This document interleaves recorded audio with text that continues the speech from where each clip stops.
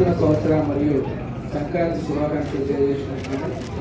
మరి ఈరోజు శ్రీ స్వామి వివేకానంద 151వ జయంతి వేడుకలో భాగంగా ఈరోజు మా సోదరుడు పేరు మోకరాజు శ్రీ స్వామి వివేకానంద అసోసియేషన్ తరఫు నుంచి సంస్థ ఆరంభించడం జరిగింది.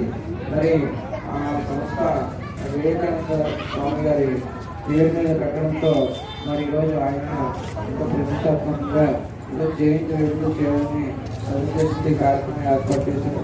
ఎందుకంటే మరి వివేకానంద గారు మన యువతకి ముఖ్యంగా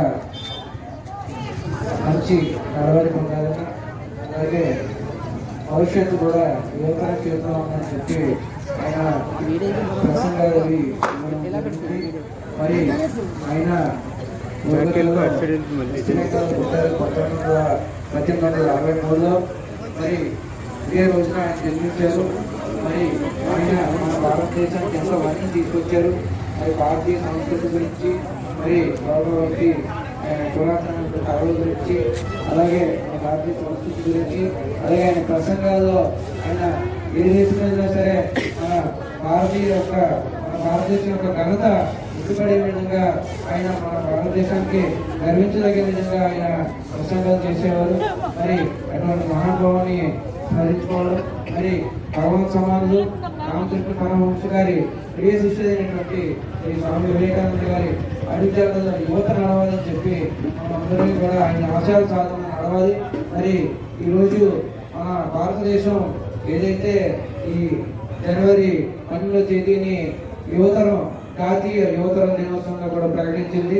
మరి స్వామి వివేకానంద గారి జన్మదిన సందర్భంగా మరి యువతదే పాత్ర అంతా, మరి యువత కీలకంగా ఉంటుంది కాబట్టి దేశ భవిష్యత్తుకి మరి యువతరం ముందుకు నడిచి యువత భావితరాలకి పాటలు వేయాలనే ఉద్దేశంతో యువత నేడు ఎంతో బాధ్యతాయుతంగా ప్రవర్తించి ముందుకెళ్ళాలని చెప్పి మరి వివేకానంద గారు ఆశించారు. మరి అదేవిధంగా ఈరోజు ఆయన ఆశయ సాధన కోసం మనందరం కృషి చేద్దాం.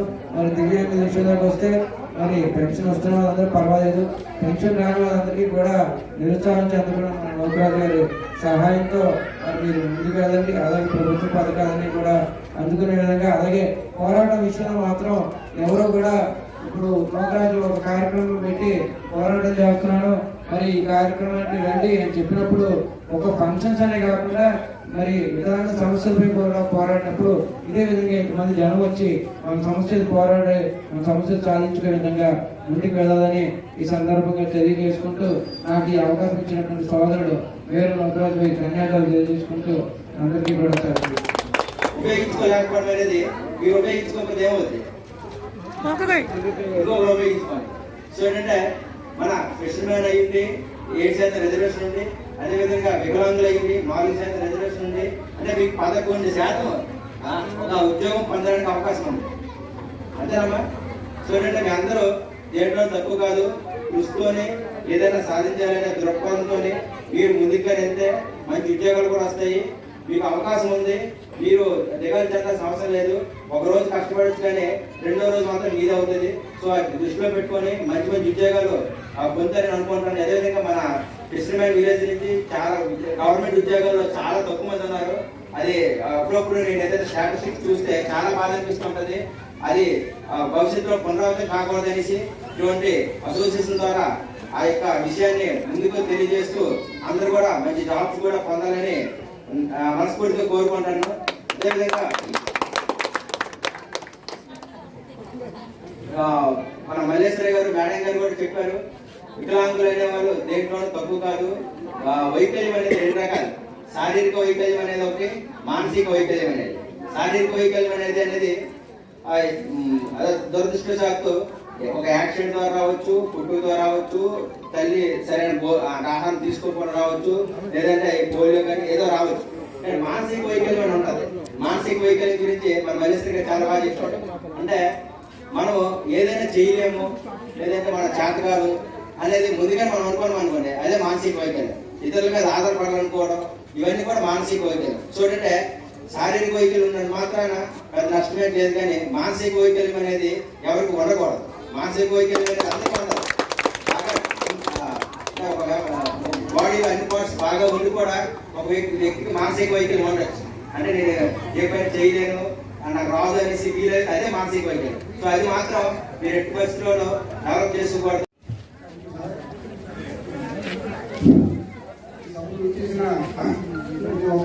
నమస్కారం. అలాగే ఇదంతా ఆర్గనైజ్ చేస్తున్న మన లోకరాజు గారికి మరియు మన అతిథులకి, అలాగే మన డబ్ల్యూ మేడం, రావుల్ మేడం గారికి, మరియు మన సిఈ గారి డైనామిక్ మన నారాయణ సార్, అందరి డైరెక్టర్ అతిథులకి వస్తారు.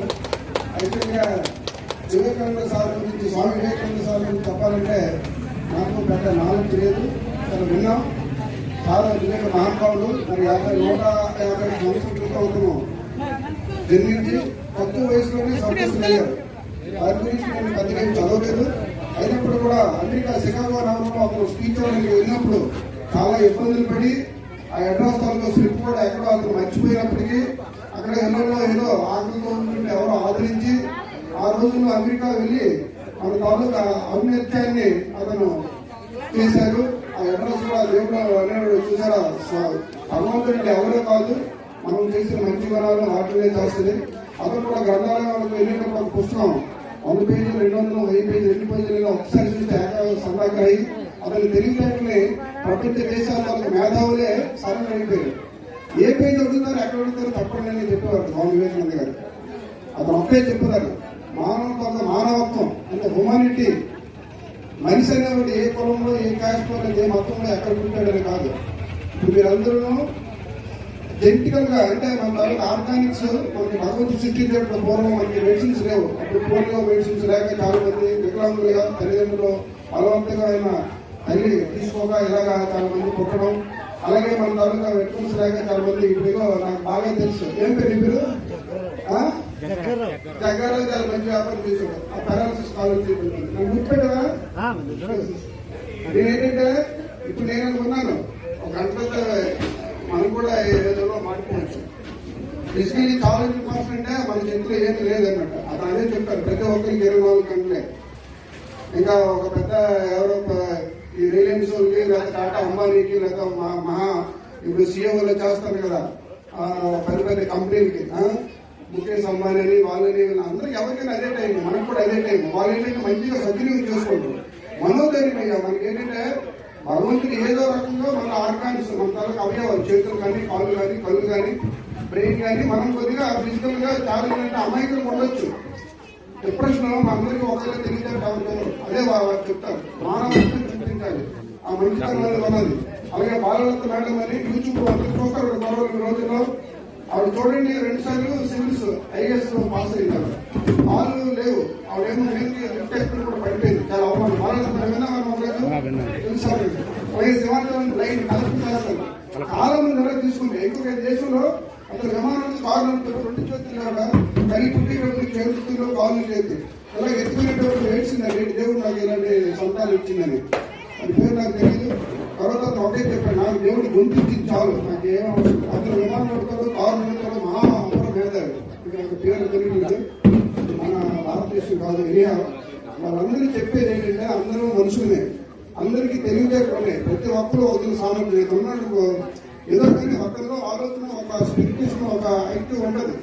కొంత తరగా స్పెషల్ అనేది ఉండదు. మనకి ఏదైతే వేరు ముద్రలు కానీ, తెలివితేటలు కానీ, రక్తంలో కానీ, బ్లడ్ గ్రూప్ లో వేరే వేరే ఉంటాయో ప్రతి కూడా అతని జీన్స్ వేరు, అతను తెలివితేటలు, అతని మేధస్సు పనికొస్తాయి. మనం నేనే పనికివాను, నాకేం కాదు, దేవుడు నాకని నిరుత్సవం వద్దండి. నిరుత్సవమే మనకి జబ్బు. నాకేం లేదంటే అదే జబ్బు. నేనేం బ్రతకలేదని జబ్బు. మనం ఏడుస్తాం, దేవుడి మీద వెళ్తాడు, అది కాదు. దేవుడైనా 2 మాత్రాలు ఒకవే, మనకి తెలియదు ఇవన్నీ జరుగుతుంది. కాబట్టి మేము చదువు, మేము 60 పుట్టాను, అసలు మాకు ఏం తెలియదు. 60 నాలుగు మహాత్మా గాంధీ ఆ కరెన్సీలో ఉంటుంటే చెప్పేవాళ్ళు అదే చూసాం. గాంధీ తాతని అదేంటంటే సత్యాగ్రహం చూస్తాను, సత్యనారాయణ రిపేర్ ఆహారం పెట్టుకోవడం, అసత్యం పడకూడదు, ఇవన్నీ కొన్ని సత్యాగ్రహ సూత్రాలు చెప్పుకోవడం.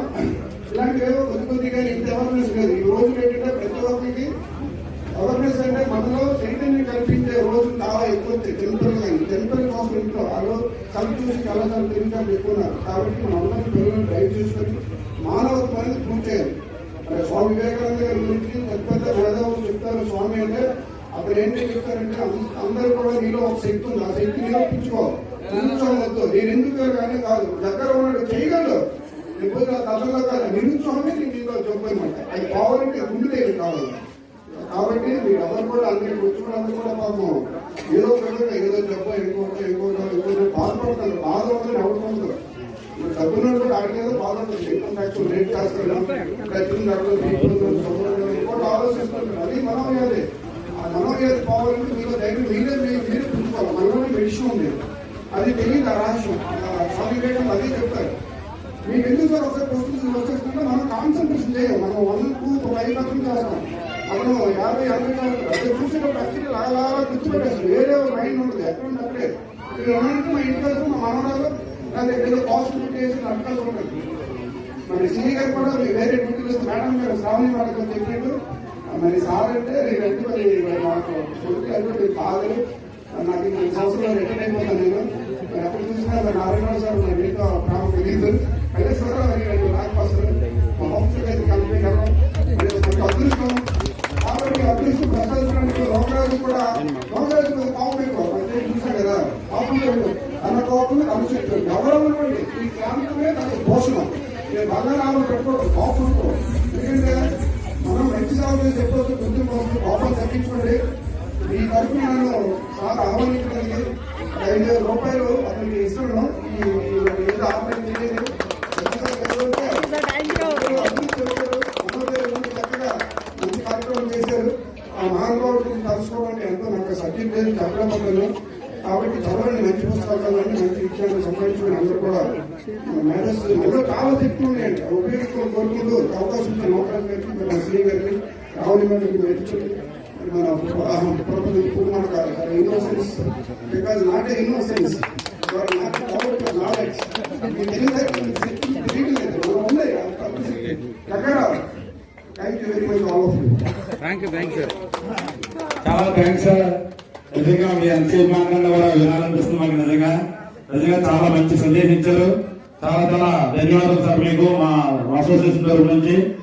అలాగే అనుక్షణం మాకు తోడుండి అన్నదమ్ముగా ప్రతి కార్యక్రమానికి అసలు చెప్పాలంటే ఉన్నత స్థాయిలో ఉన్నారు ఆయన, ఉన్నత అధికారి. ఇప్పుడు వచ్చి ఒక్క కార్యక్రమం కూడా ఆయన దగ్గరికి రావద్దు మమ్మల్ని ఒక ఫోన్ చేయండి లోకరాజు, ఈ కార్యక్రమం అనుక్షణం నేను అటెండ్ అవుతాను ఖచ్చితంగా. మా నిజంగా చాలా ఆనందం ఉంది నాకు నిజంగా. ఎందుకంటే ఈ రోజుల్లో ఉన్నత అధికారి ఉండి అక్కడికి రాకుండా ఫోన్ చేస్తే వచ్చే అధికారి ఈ అభివృద్ధి శ్రీ గారికి ప్రత్యేకంగా మా అసోసియేషన్ నుంచి గ్రామ ప్రజల నుంచి ధన్యవాదాలు తెలుపుతున్నాం సార్. మా యొక్క సందేశం ఇవ్వాలని మీ సమయంలో కోరుకుంటున్నాం. Thank you Naukaraju.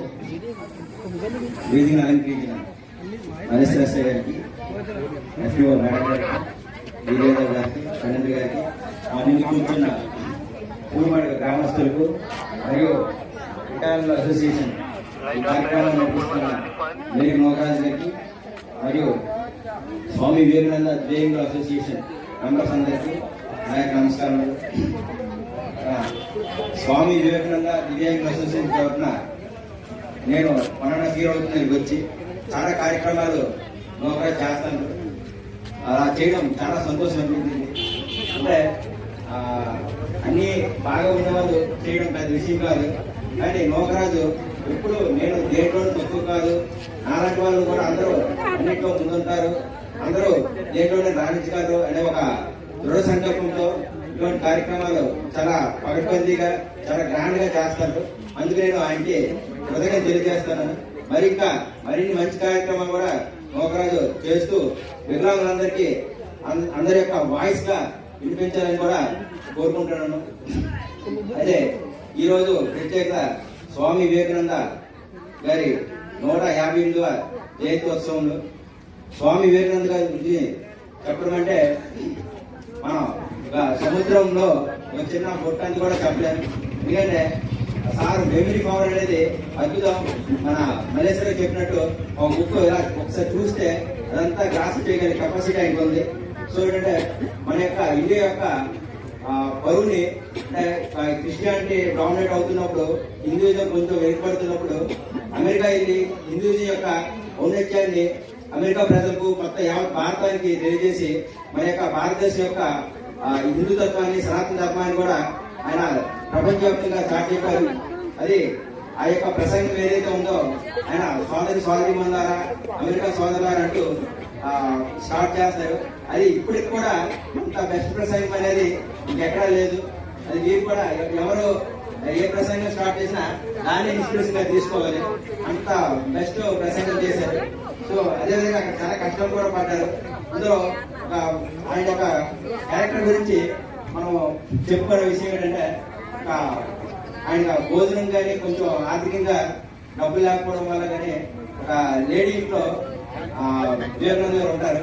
ఉండేటప్పుడు ఆమె నాకు వివేకానంద అంత తెలివైన కొడుకు కావాలి అనేసి ఆమె వివేకానందతో అంటది.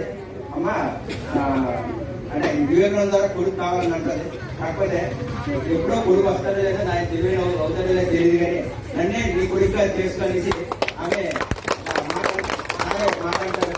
సో అంటే అంత దౌర్ణ్యంగా వ్యక్తి. సో ఈ కార్యక్రమానికి నేను ముఖ్య అతిథిగా రావడం చాలా సంతోషం. అదేవిధంగా ఇటువంటి ఏ కార్యక్రమం అయినా వికలాంగుల తరఫున ఏం చేసినా నేనైతే ప్రతిసారి రావడానికి అయితే కాకపోతే టైం అనేది పర్మిట్ చేయాలి. పర్మిట్ చేసిన 100% వస్తాను. Thank you. అదేవిధంగా మన గవర్నమెంట్ కూడా వికలాంగులకి 4% రిజర్వేషన్ ఇస్తాను. తెలిసాను మీకు.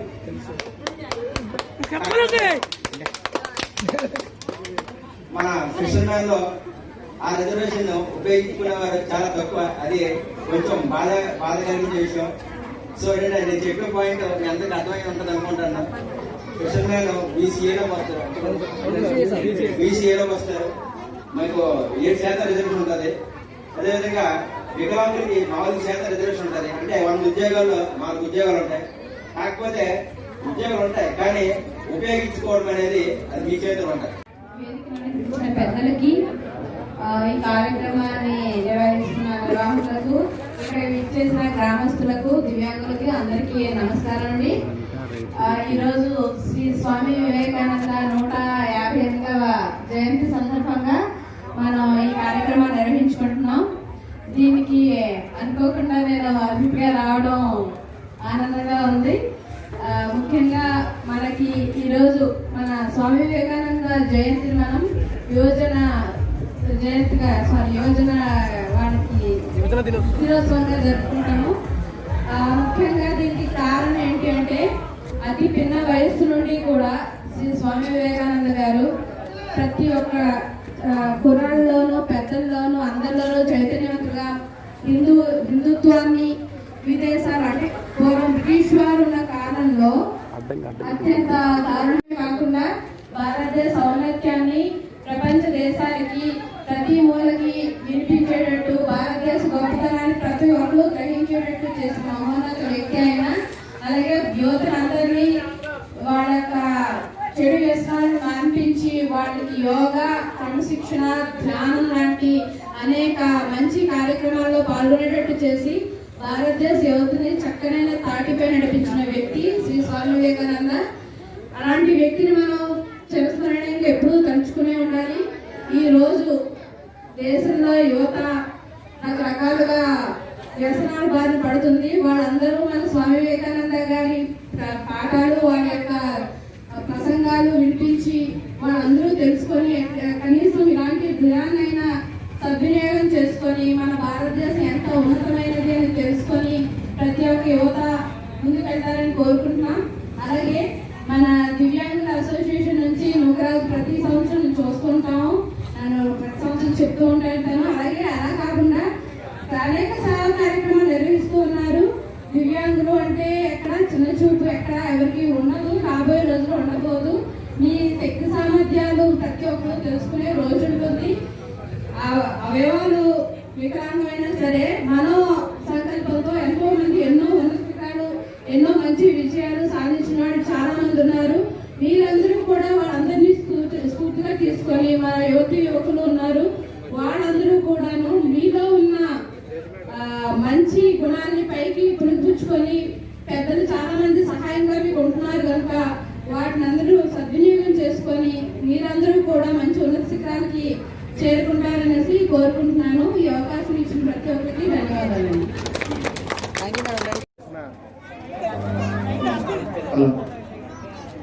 హలో, ఇక్కడ విచ్చేసిన అందరికీ నమస్కారం. ముఖ్యంగా వేదికను అలంకరించిన ఎలమంచి సిఐ గారికి, మన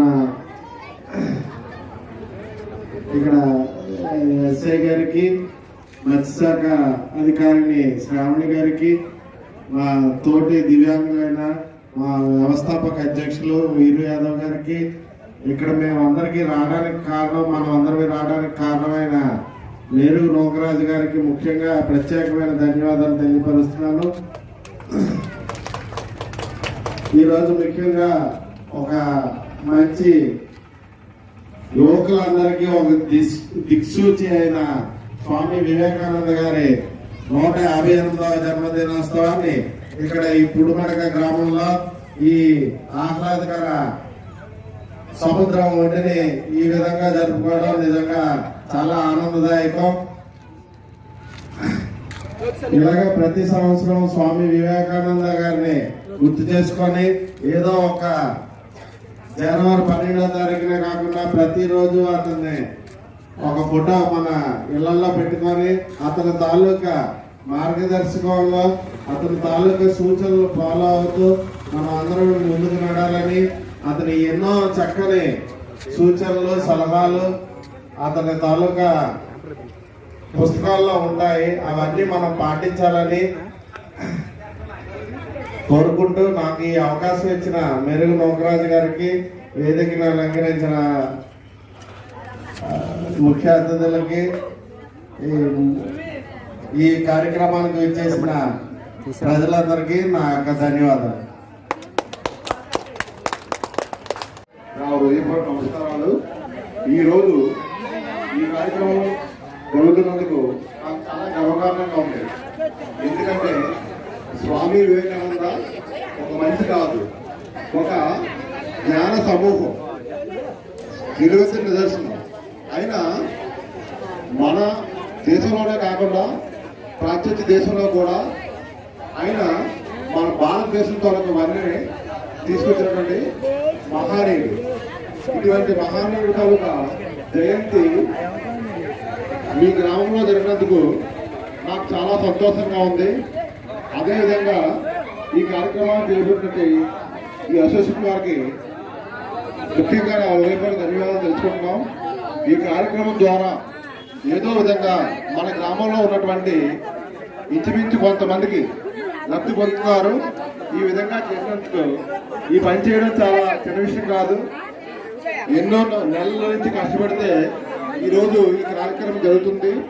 ఈ విధంగా ఈ కార్యక్రమానికి ఇచ్చేసినటువంటి మీకు, అదేవిధంగా ఈ కార్యక్రమాన్ని చేయడానికి ముందుకు వచ్చినటువంటి మన గ్రామ వికలాంగ అసోసియేషన్ సభ్యులందరికీ కూడా నా హృదయపూర్వక ధన్యవాదాలు తెలియజేసుకుంటూ, ఈ అవకాశం ఇచ్చినటువంటి పెద్దలందరికీ కూడా ప్రత్యేకంగా ధన్యవాదాలు తెలుసుకుంటూ నేను సెలవు తీసుకుంటున్నాను.